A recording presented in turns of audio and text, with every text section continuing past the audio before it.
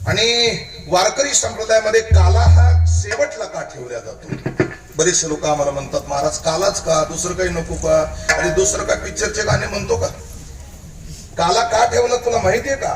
काला हा आवित आहे, काला हा भेद रहित आहे, काल्यामध्ये भेद नाही. जो प्रसाद सर्वसामान्याला तोच कीर्तनकाराला, तोच देवाला. काल्यामध्ये भेद नाही.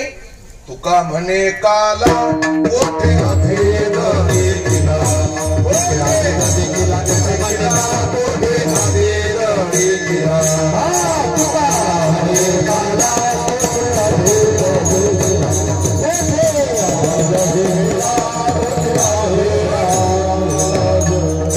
शास्त्रीय परिभाषेमध्ये काल्यामध्ये भेद नाही.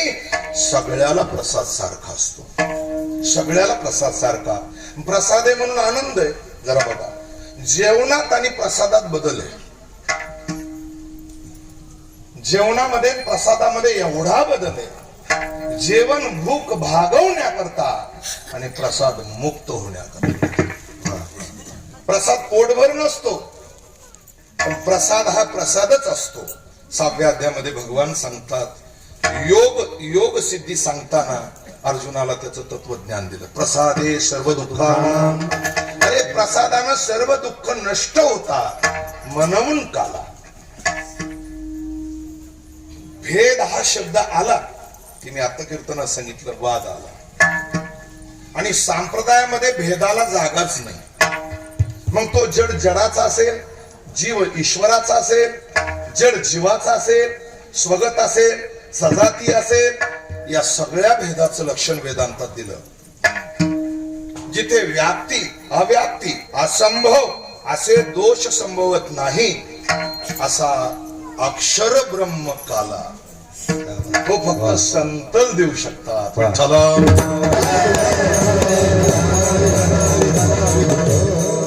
तो काला म्हणजे प्रसाद आहे. तिथं देव आहे, तिथे भक्त आहे, तिथं नाम आहे. आणि या काल्याकरता समारोप सांगता म्हटलेलं आहे. सगळेजण एकत्रित येतात. काला म्हणजे एक होणे. आता एकतेची फार मोठी ताकद आहे. 5 बोट एकत्रित आल्याशिवाय आम्ही अन्नाचा घास पकडू शकत नाही. तुम्ही बघा, एकदा 5 बोटात वाद सुरू झाला, कोण मोठं. मी याला नाव आहे, तर्जनी कशाला म्हणायचं, अंगुली कशाला म्हणायचं. पखवाज शिकताना त्याला गरज आहे त्याची.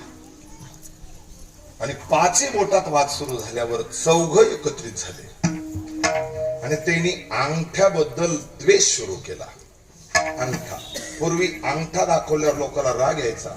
आता बरेचसे बाहेर गावचे म्हाताऱ्यानं पिशव्या शिवून घेतल्या आणि ते अंगठा त्याच्यात म्हणजे हात घालतात, पिशवी बांधून टाकतात आणि उशाखाली घेतात. मी एका म्हाताऱ्याला विचारलं, बाबा तुम्ही एवढा अंगठ्याला कम जपतात? म्हणले, पोरग अंगठाच तोडून न्यायला घ्यायला. कारण की स्तंभ सध्या अंगठ्याची खूप गरज. मला जरा उशिरा कळलं ते, जरा विठ्ठल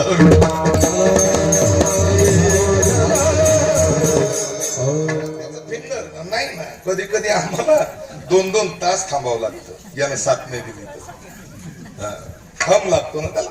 कळलं ते कळणाऱ्याला. मला बोलायचंय की त्यानं सांगितलं तुझी काही गरज नाही.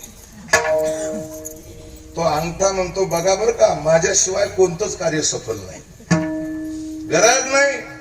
आणि सकाळी 10:30 वाजता भूक लागली. पत्नीला म्हणला मला जेवायचंय. जेवण तयार झालं, ताट वाढलं आणि त्यानं काला चोरला दोन्ही हातात. पण त्या अंगठ्यानं थोडी नाराजी दाखवली. ते म्हणलं, आपण काही येणार नाही मध्ये. तुम्ही बघा, ह्या 4 बोटाला जेवता नाही येणार. ते जेसीबीच्या खोऱ्यासारखं होईल असं. अंगावर सांडू लागलं, तोंडातही जाईना घास. मग 4ही बोटाला शरण जावं लागलं अंगठ्याला आणि सांगितलं, बाबा आपण 5 एकत्रित असल्याशिवाय हे कार्य होत नाही. तसं 5 ज्ञानेंद्रिय शरीरात एकत्रित असल्याशिवाय भक्ती होत नाही. तर रामायणामध्ये प्रभू रामचंद्रानं हनुमानजीला एक वाक्य वापरलं होतं. होता 5चा मेळा, विरे पंचमहाभूताचा गोळा, पंच इंद्रियाचा पाळा, एक वेळा भस्म होती, याचं नाव एकता.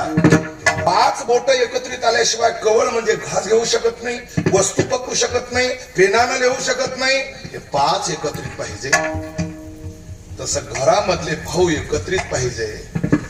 त्यासाठी प्रभू रामचंद्रानं हनुमानजीला उत्तर दिलं, रावणाचा भाऊ त्याच्या संगतीत नाही म्हणून पराजय, रामाचा भाऊ त्याच्या बरोबर आहे म्हणून विजय. विठ्ठला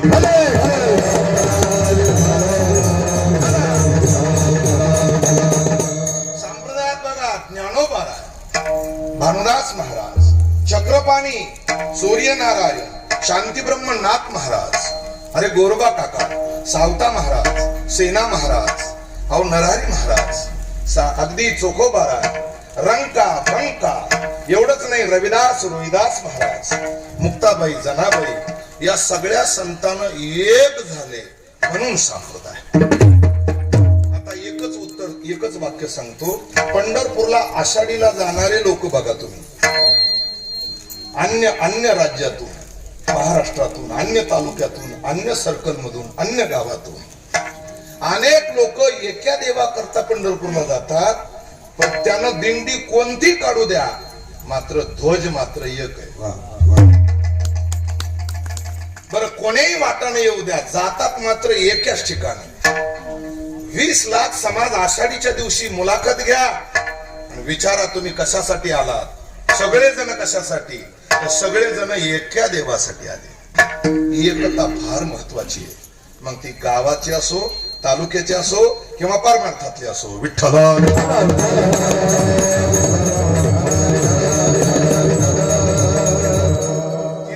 हेच तत्व आहे मामा. ऐका, एकम शास्त्रम देवकी पुत्र गीत, मेको देवो देवकी पुत्र एव, एको मंत्र तस्य नामानि यानी, कर्मप्यकर्म तस्य देवस्य सेवा.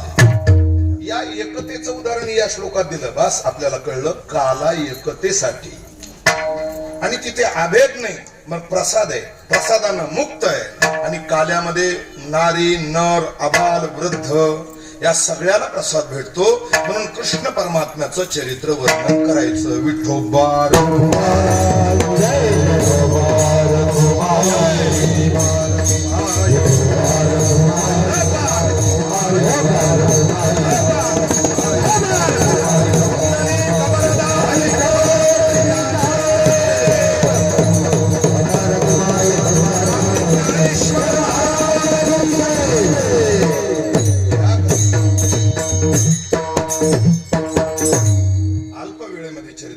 भगवान अवतार घेतात.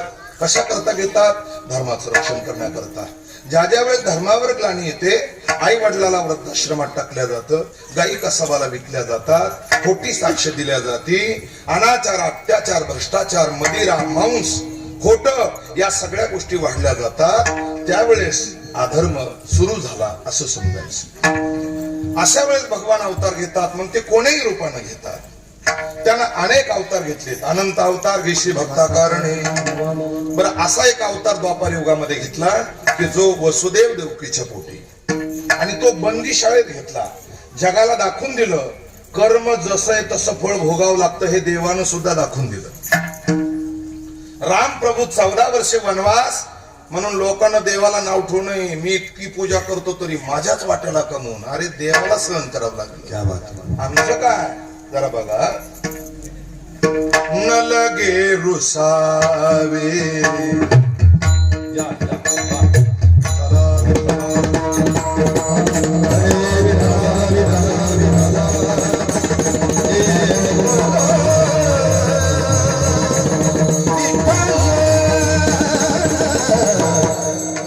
आणि का बहुता. अरे इतरावर रुसून जमत नाही. म्हणून आपलं प्रारब्ध कुणीच बदलू शकत नाही. एका घरात 2 सख्खे भाऊ जरी असले तरी दोघांचे प्रारब्ध सारखे नाही. आईचं आपलं प्रारब्ध सारखं नाही, वडिलाचं आपलं प्रारब्ध सारखं नाही, गुरुचं शिष्याचं प्रारब्ध सारखं नाहीच. म्हणून ज्ञानोबरांनी एक ओवी सांगितली 13व्या अध्यायात. लल्लाटीचे लेले ते न पुसे काही केले. अरे काळे गोरे पण धुतले शिवून येणे.